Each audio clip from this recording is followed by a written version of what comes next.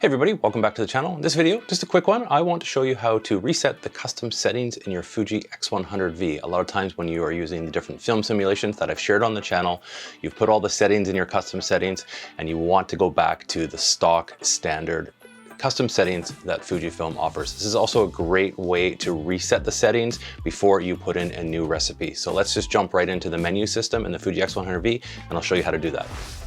Okay, here we are. We've just turned the Fuji X100V on. You want to press the menu OK button, and then in the IQ setting, which is going to be the first one that does pop up, scroll down using the joystick all the way down to the third page, and you'll see a section here that says Edit, Save, Custom Settings. Press down to select, and then you want to select the custom setting that you want to reset. So let's go ahead and reset Fuji color here. Go down to that one, press the button, and scroll down to the very bottom. It'll say reset.